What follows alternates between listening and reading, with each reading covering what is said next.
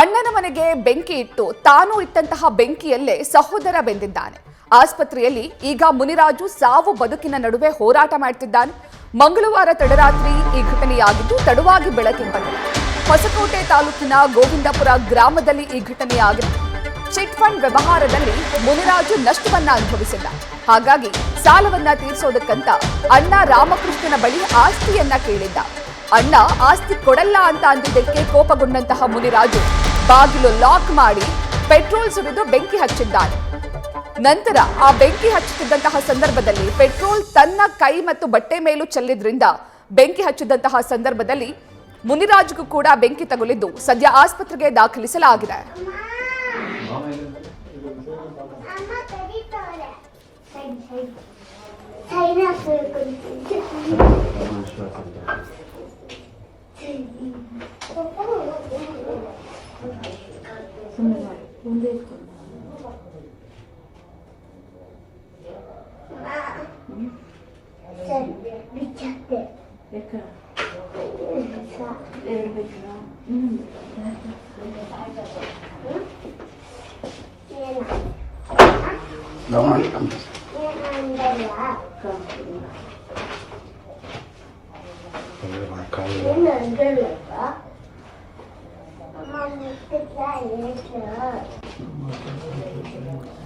Chit fund ವ್ಯವಹಾರದಲ್ಲಿ ನಷ್ಟ ಅನುಭವಿಸಿದಂತಹ ಮುನಿರಾಜು ಅಣ್ಣನ ಬಳಿ ಆಸ್ತಿಯನ್ನ ಕೇಳಿದ್ದ. ಆಸ್ತಿ ಮಾರಾಟವನ್ನ ಮಾಡೋದಕ್ಕೆ ನಷ್ಟವನ್ನ ಸರಿದೂಗಿಸ್ಕೊಳ್ಳೋದಕ್ಕೆ ಅಂತ ಪ್ಲಾನ್ ಮಾಡಿದ್ದ. ಈ ಸಂದರ್ಭದಲ್ಲಿ ಅಣ್ಣ ಆಸ್ತಿ ಕೊಡ್ಲಿಲ್ಲ ಅಂತ ಅಣ್ಣನ ಮನೆಗೆ ಬೆಂಕಿ ಹಚ್ಚುವಂತಹ ಪ್ರಯತ್ನವನ್ನ ಮಾಡಿದ್ದ. ಅಣ್ಣನ ಮನೆಯನ್ನ ಲಾಕ್ ಮಾಡಿ, ಬಾಗಿಲನ್ನ ಹೊರಗಡೆಯಿಂದ ಲಾಕ್ ಮಾಡಿ ಪೆಟ್ರೋಲ್ ಸುರಿದು ಬೆಂಕಿ ಹಚ್ಚುವಂತಹ ಪ್ರಯತ್ನ ಮಾಡಿದ್ದ.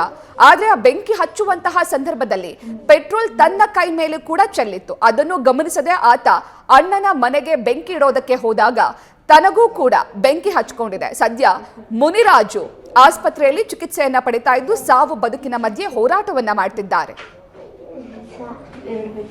ಇವಾಗ ಹೆಚ್ಚಿನ ಮಾಹಿತಿಯನ್ನ ನೀಡ್ತಾರೆ ನಮ್ಮ ಪ್ರತಿನಿಧಿ ಅಂಕಿತಾ. ಅಣ್ಣನ ಮನೆಗೆ ಬೆಂಕಿ ಹಚ್ಚೋದಕ್ಕೆ ಹೋದಂತಹ ಸಂದರ್ಭದಲ್ಲಿ ಮುನಿರಾಜುಗೂ ಕೂಡ ಬೆಂಕಿ ತಗುಲಿದೆ. ಸದ್ಯ ಮುನಿರಾಜು ಪರಿಸ್ಥಿತಿ ಹೇಗಿದೆ? ಯಾವಾಗ ಆಗಿರೋ ಘಟನೆ ಇದು?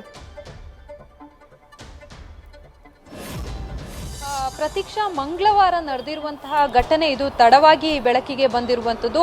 ಹೊಸಕೋಟೆ ತಾಲೂಕಿನ ಗೋವಿಂದಪುರದಲ್ಲಿ ಈ ಒಂದು ಘಟನೆ ನಡೆದಿದೆ.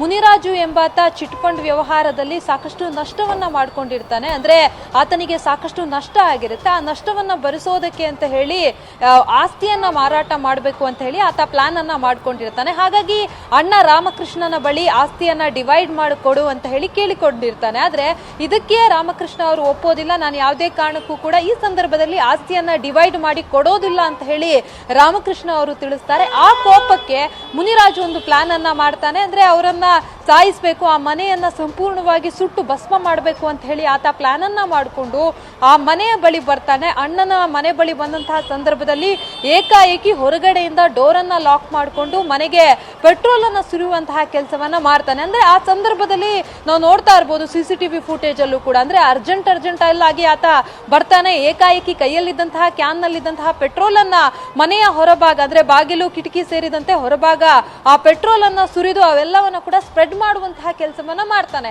ಯಾವಾಗ ಆ ಪೆಟ್ರೋಲ್ ಅನ್ನ ಸುರಿತಾನೆ ಆ ಸಂದರ್ಭದಲ್ಲೂ ಆತನ ಕೈಗೂ ಕೂಡ ಪೆಟ್ರೋಲ್ ಆಗತ್ತೆ. ಏಕಾಏಕಿ ಬೆಂಕಿ ಹಚ್ಚುವಂತಹ ಸಂದರ್ಭದಲ್ಲಿ ಯಾವಾಗ ಮನೆಗೆ ಬೆಂಕಿ ತಗುಲುತ್ತೋ ಆ ವೇಳೆ ಅಂದ್ರೆ ಏಕಾಏಕಿ ಆತನು ಕೂಡ ಬೆಂಕಿಯಲ್ಲಿ ಬೆಂದು ಹೋಗಿರುವಂತಹ ಘಟನೆ ನಡೆದಿರುವಂತದ್ದು. ಗಂಭೀರ ಗಾಯ ಆಗಿ ಈಗಾಗಲೇ ಆಸ್ಪತ್ರೆಯಲ್ಲಿ ಸಾವು ಬದುಕಿನ ಮಧ್ಯೆ ಮುನಿರಾಜು ಹೋರಾಡ್ತಾ ಇರುವಂತದ್ದು. ಜೊತೆಗೆ ಪೊಲೀಸರು ಕೂಡ ಈಗಾಗಲೇ ಪ್ರಕರಣವನ್ನ ದಾಖಲಿಸಿಕೊಂಡು ತನಿಖೆಯನ್ನ ಮಾಡ್ತಾ ಇದ್ದಾರೆ. ಒಂದು ಕಡೆ ಅಂದ್ರೆ ರಾಮಕೃಷ್ಣ ಅವರ ಬಳಿಯೂ ಕೂಡ ಮಾಹಿತಿಯನ್ನ ಪಡ್ಕೊಳ್ತಾ ಇರುವಂತದ್ದು. ಮತ್ತೊಂದು ಕಡೆ ಆಸ್ಪತ್ರೆಯಲ್ಲಿ ಈಗಾಗಲೇ ಸಾವು ಬದುಕಿನ ಮಧ್ಯೆ ಹೋರಾಡ್ತಾ ಇರುವಂತಹ ಮುನಿರಾಜು ಕುಟುಂಬಸ್ಥರು ಏನಿದ್ದಾರೆ ಅವರ ಬಳಿಯೂ ಕೂಡ ಮಾಹಿತಿಯನ್ನ ಪಡ್ಕೊಳ್ಳುವಂತಹ ಕೆಲಸವನ್ನ ಮಾಡ್ತಾ ಇದ್ದಾರೆ. ಕೇವಲ ಚಿಟ್ ಫಂಡ್ ನಲ್ಲಿ ನಷ್ಟ ಆಯ್ತು ಅನ್ನೋ ಕಾರಣಕ್ಕೆ ಈ ರೀತಿಯಾಗಿ ಆಸ್ತಿಯನ್ನ ಕೇಳಿದ್ರ ಅಥವಾ ಬೇರೆ ಏನಾದ್ರೂ ರೀಸನ್ ಇತ್ತ ಅನ್ನೋದ್ರ ಬಗ್ಗೆ ಈಗಾಗಲೇ ಪೊಲೀಸರು ಕೂಡ ತನಿಖೆಯನ್ನ ಮಾಡ್ತಾ ಇರುವಂತದ್ದು. ಪ್ರತೀಕ್ಷಾ, ಅಂಕಿತಾ ಹಾಗೆ ಸಂಪರ್ಕದಲ್ಲಿರಿ. ನ್ಯೂಸ್ ಫಸ್ಟ್ ನಿರ್ಭೀತಿಯಿಂದ ನಿಮ್ಮ ಪರವಾಗಿ.